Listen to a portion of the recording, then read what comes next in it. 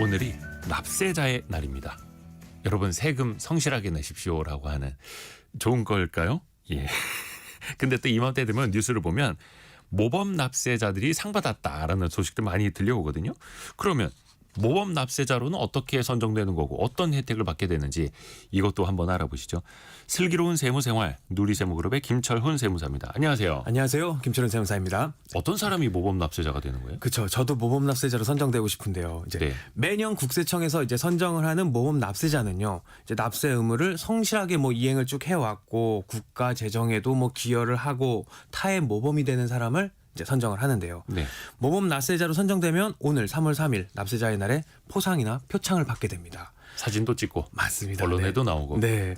이제 모범 납세자로 선정되기 위해서는 가장 중요한 거는 세금을 성실히 납부하는 게 가장 중요하긴 하지만 네. 단순히 세금을 밀리지 않고 내는 것만으로는 충분하지는 않고요. 납세 얼마 금액 기준 외에도 사회공헌은 얼마나 했느냐, 타의 모범은 되느냐 이런 것들 같은 다른 요소들도 함께 고려해서 선정을 하게 됩니다. 그러면 사실 이제 소득세 종류도 굉장히 많은데 네. 사업자거나 직장인이거나 프리랜서거나 어떤 세금을 내는지 상관이 없는 거예요? 예, 모범 납세자는요 직장에서 근로소득을 받든 아니면 본인이 사업을 하면서 세금을 내든 아니면 법인을 가지고 있어서 법인을 운영하든 또 프리랜서로 일을 하든 이런 소득 종류에는 전혀 상관이 없어요. 어허. 개인 같은 경우는요 성실하게 납세를 해온 사업자로 이제 추천을 하는 기준일 현재로서 최소 5년 이상은 사업을 영위해 오고 500만 원 이상의 세금을 납부한 경우라든지 아니면 사회공헌을 한 사람이에요. 그래서 근로자분들도 있을 수 있겠고 사업자분들도 있을 수 있겠고 이런 분들은요 추천하는 이 기준일 현재 2년 동안 최소 1년에 한 번 이상은 사회공헌 활동을 한 경우에 해당이 되게 됩니다. 세금만 잘 내는 게 아니라 네. 타의 모범이 되어야 한다. 맞습니다. 예. 근데 이걸 추천받아서 어떻게 선정을 하는 겁니까? 본인을 직접 신청할 수도 있어요? 네, 보통은 이제 다른 사람의 추천을 받아서 이제 선정을 하게 되지만 네. 본인이 직접 신청을 할 수도 있어요. 신청한다고 해서 다 되는 건 물론 아니고요. 그렇죠. 신청한 다음에 이제 내부적인 검증, 외부적인 검증도 다 하고요. 공적심사위원회의 심의를 거쳐가지고 결정되게 됩니다. 이제 모범 납세자로 선정이 되게 되면은 정부의 포상을 받는다든지요, 아니면 기획재정부 장관이라든지 국세청장의 표창을 받게 되고요. 얼마나 많은 사람들을 모범 납세자로 뽑는지에 대한 인원수는 정확하게 나와 있진 않아요. 근데 이제 심의 기준을 보면은 세법 같은 이런 관련 법령에 따라서 성실하게 신고도 하고요, 납부도 한 이런 분들을 국가 재정에 기여한 분들. 또는 세금은 많이 안 냈어요. 대신에 수익은 얼마 안 되더라도 자기가 내야 될 세금은 성실히 내고 대신에 타의 모범이 된다든지 아니면 건전한 납세 의무, 일자리 창출도 많이 했다 이런 분들을 이제 선정이 되게 됩니다. 그러면 이게 되게 좀 까다로운 것 같긴 한데 그렇게 어렵게 모범 납세자로 뽑히면 어떤 장점이 있는 거예요? 예, 우리는 사실 이게 제일 궁금하죠. 그렇죠. 그래서 어떤 혜택 받는지. 네, 모범 납세자가 되면 뭐가 좋은데 크게 세금적인 부분 혜택이랑요, 그리고 사회적인 혜택 두 가지를 주게 됩니다. 먼저 이제 세금적인 부분에서 살펴보면은요, 우리가 무서워하는 세무조사 있잖아요. 네. 이걸 일단 밀어주게 됩니다. 몇 년이나요? 기간에 따라서 조금 누구한테 표창을 받느냐에 따라서 조금 다르긴 한데 네. 일정 기간에 세무조사 유예를 받을 수가 있고요. 또 세금을 늦게 낼 때요, 현재 돈이 없어서 세금은 조금 천천히 내겠어요라고 할 때는 우리 담보를 제공을 해야 되는데 네네네. 이 담보도 제공을 안 할 수 있게끔 면제를 해주는 규정도 있어요. 아하. 네, 2억 원 한도 내에서 담보도 제공을 안 해도 되는데 만약에 본인이 세금 포인트를 가지고 있어가지고요 추가로 세금 포인트를 활용해서 납부를 연장을 하겠다 하면 최대 5억까지도 세금을 담보 없이 밀어줄 수가 있는 거예요. 그리고 소액 체납자 같은 경우라면은 재산이 압류되는 것도 어느 정도 유예를 받을 수가 있고요. 그리고 관세청의 세정 지원도 받을 수 있는 여러 가지 세금적인 혜택이 있습니다. 앞서 모범 납세자로 선정이 됐다면 네. 어느 정도 이 사람에 대한 신뢰가 있다. 맞습니다. 이렇게 국가에서도 인정을 하는 거네요. 네. 그러면 아까 말씀하신 사회적인 혜택은 뭐예요? 네, 모범 납세자로 이제 선정이 돼서 받을 수 있는 사회적인 혜택은요. 네. 여러 가지가 있는데요. 철도를 이용을 할 때 할인을 받는다거나 아니면 공영 주차장을 이용할 때 무료로 이용을 하고요. 병원비도 할인을 받을 수가 있고 은행에서 대출을 받을 때 금융 우대 혜택 같은 걸 제공받을 수가 있어요. 그래요? 네, 또 공항 갔을 때 우리 비즈니스 센터를 이용하든지 제가 제일 부러워하는 거는 이제 출입국을 하기 위해서 이렇게 길이 줄게 서 있는데 네네. 이런 분들은 전용 통로를 이용해서 빠르게 바로 나갈 수 바로 아, 들어올 수 공항에서요? 네, 맞습니다. 오. 네, 이런 혜택들은 이제 국세청과 협약을 맺은 기관을 통해서 받을 수 있는 여러 가지 혜택을 받을 수가 있습니다. 아, 국세청과 협약이 되어 있느냐에 따라서 철도 운임도 할인이 되고 금리도 할인이 되고 네. 공항도 조금 더 빠르게 드나들 수 있고. 혜택이 많죠. 아, 그러네요.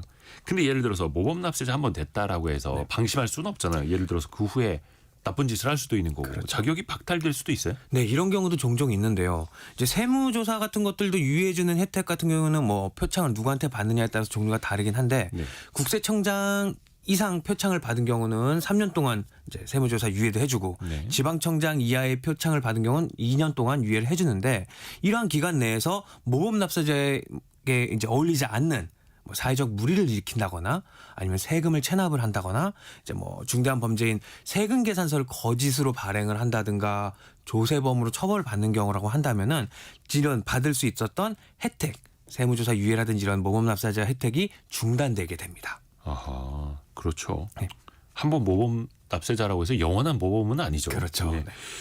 근데 세금을 잘 내면 쌓아주는 포인트도 있지 않습니까? 이거는 누구에게나 해당이 되는 거죠. 네, 세금 포인트라는 게 있는데요. 소득세라든지 법인세를 이렇게 자기가 신고해서 납부하는 이런 사업자들, 개인 사업자, 중소기업이라면 세금 포인트를 모을 수가 있어요.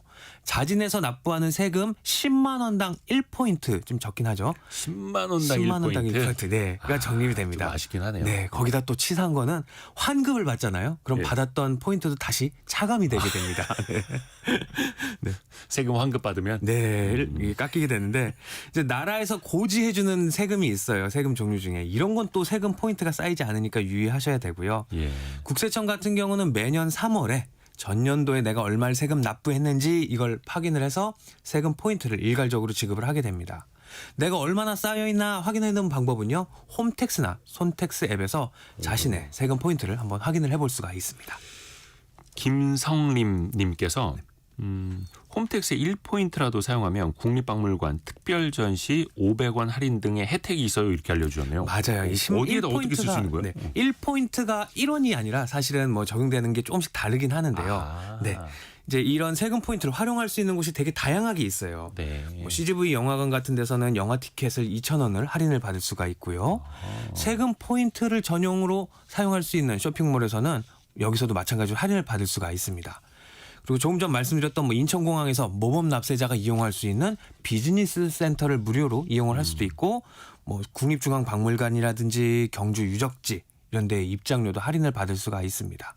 그리고 뭐 많이 사용하는 거는 세정 지원에 활용하면서 내가 세금을 좀 늦게 낼게요라고 했을 때 납세 담보를 제공해야 되는데 이런 담보가 없을 경우엔 세금 포인트를 깎아가지고 내가 내야 될 세금을 조금 더 미뤄서 낼 수도 있습니다. 근데 이런 거 많이들 이용하시면 좋을 것 같은데 오히려 이 세금 포인트를 쓰는 사람들이 줄고 있다고요? 맞아요. 이 포인트 같은 경우는 성실한 납세자한테 혜택을 주자는 의미로 이제 도입이 네. 됐는데 실제적으로 이걸 이용하는 납세자는 많지 않아요. 왜 그럴까요? 작년 상반기 기준으로 해서 적립한 포인트 대비 사용한 뭐 비율은 0.4%밖에 안 되거든요. 너무 미미해서 그런가요? 네, 진행자님 혹시 써보셨을까요? 아니요. 저도. 네, 이거 쓰는 분들이 별로 없고 저도 몇 번 사용해 봤는데 뭐 국세청에서 진행하는 세법 교육 같은 게 있어요. 예. 이걸 조금 우선 신청한다든지 이렇게 사용을 하는데 사실 그렇게 많이 크게 도움이 되는 느낌은 안 오긴 해요. 큰 도움이 안 되니까. 네, 인천공항에 있는 사실 모범 납세자 전용 비즈니스 센터도 이용하려면 약간 남의 사무실에 이렇게 회의실을 이용하는 듯한 느낌으로 이용을 해야 돼가지고 뭐 이런 안 좋은 점도 있고요. 또 활용처가 영화관 같은 경우 뭐 할인된다 하더라도 어쩔 땐 통신사 할인이 훨씬 더 혜택을 많이 볼 수도 있고요. 아, 둘 중에 하나 선택하세요. 그래서 이렇게 혜택을 모르고 있는 경우가 많기 때문에 사용률이 좀 저조하긴 합니다. 아이고 그러네요. 좀 실효성이 좀 있어야 될 텐데. 그러면 세금 포인트 어찌됐든 간에 나라에서 쌓아주는 건데 네. 잘 써먹어야 되잖아요. 네. 어떤 방법이 있는지 좀 알려주세요. 네, 실무에서 가장 많이 제가 사용하는 걸 볼 때는 이제 사업하시는 분들 세금 낼 돈이 없어서 신고도 안 하는 경우가 있긴 한데요. 이건 네. 당연히 문제가 됩니다. 세금을 내가 납부하지 못한다고 하더라도 신고는 해야 되는데 정리하자면 우리나라는 세금에 대해서 가산세가 뭐 여러 가지가 있지만 세금 신고 자체를 안 해서 나오는 가산세가 있고요. 그와 별도로 납부를 하지 않아서 나오는 가산세가 따로 있는데 이제 돈이 없어서 납부를 못할 것 같으면 일단 신고는 해서 가산세 하나는 막아두고요. 네. 이제 돈을 낼 상황이 안 될 경우엔 납부를 미뤄서 낼게요라고 하는 신청을 할 수 있는 제도가 있기 때문에 이걸 충분히 활용을 하면 되고요.